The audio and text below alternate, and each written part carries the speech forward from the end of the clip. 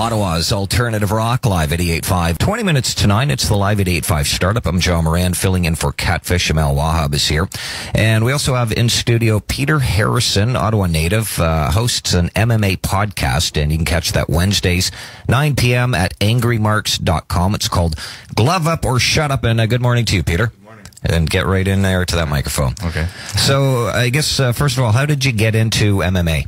I've been a fan for a few years now, and I was co-hosting a pro wrestling and football podcast last year, and I met my co-host for the first time in Montreal for UFC 124, and we threw out the idea of doing an MMA podcast, and we just celebrated our 1-year anniversary 2 weeks ago.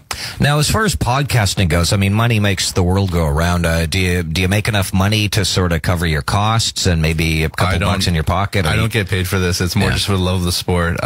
It's all done through advertising, through the banner ads. I believe, like, my webmaster, Stevie J, he's in Nebraska. He's the guy who's the boss. And our producer, Kev, he's in Kentucky, and we do all our podcasts through Skype. Really? So, cool. Yeah. Oh, that's cool. And what do you talk about in these podcasts? Because it's weekly, so... Yes.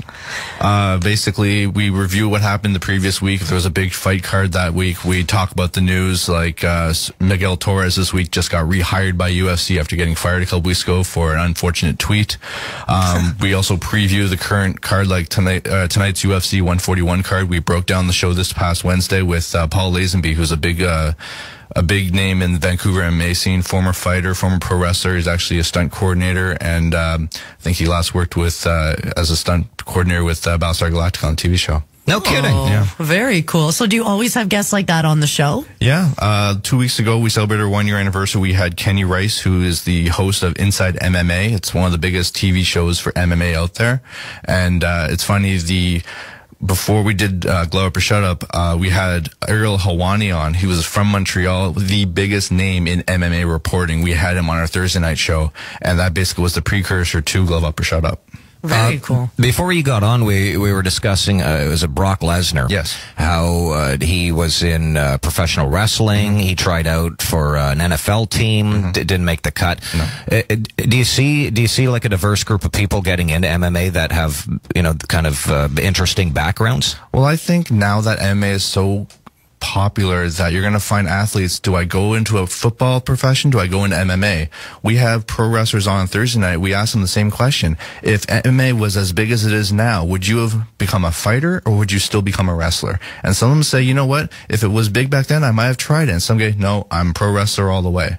But you get that weird dynamic where maybe 10 years down the road, it'll even get bigger. You're going to have more people. I mean, kids taking MMA classes now, give them 10 years. We're going to have a fresh crop of MMA fighters right here in Canada. And how many of these guys are able to do this on a full-time basis where you don't have to have a part-time job or anything like that? There's a few. I mean, it's not as big as one would think. There's a lot of fighters who make this their full-time profession, but others have a second job because paying for training, paying for your trainers, paying for medical costs, it's huge, especially in the States. But now that UFC is medically covering their fighters, the burden is off them, so they're training harder to, they're not hiding their injuries. They're hurt. They'll tell they're hurt.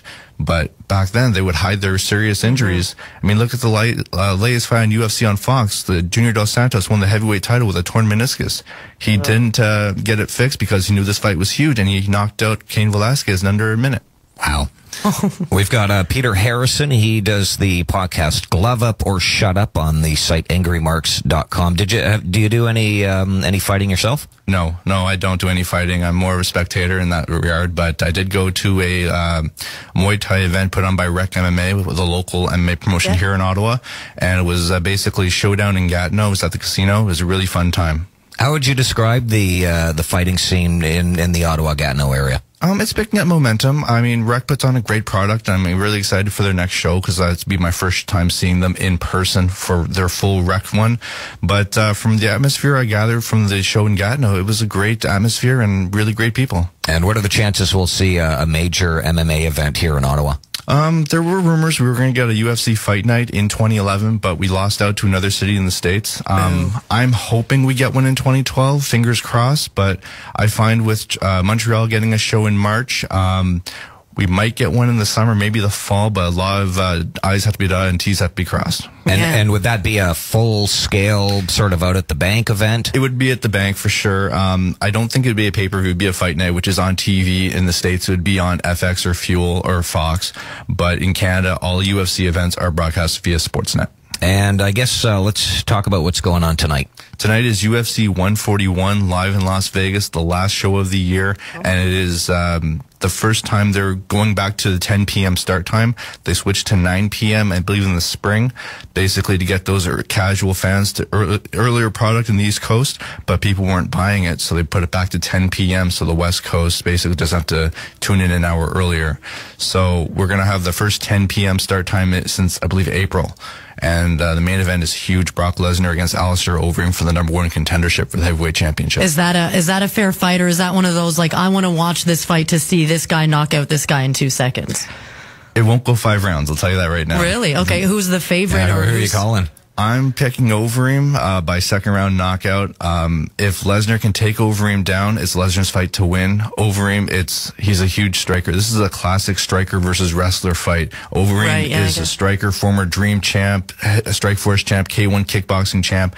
Brock Lesnar, 2-time All-American wrestler, WWE wrestler. He knows how to take you down, ground and pound, and beat you. If Overeem can hit him and hit him hard, the fight will be over. If Lesnar can take him down and maybe submit him like he did against Shane Carwin, it's Lesnar's win, and the winner will face Junior Dos Santos in 2012 for the heavyweight championship. All right. Sounds like a good bout tonight. Right. That's Peter Harrison. You can check out his podcast Wednesday nights at 9 p.m. on angrymarks.com, and the show is called Glove Up or Shut Up. Peter, thanks a lot for coming in. Thank you very much. You heard it on Ottawa's Alternative Rock, 88.5.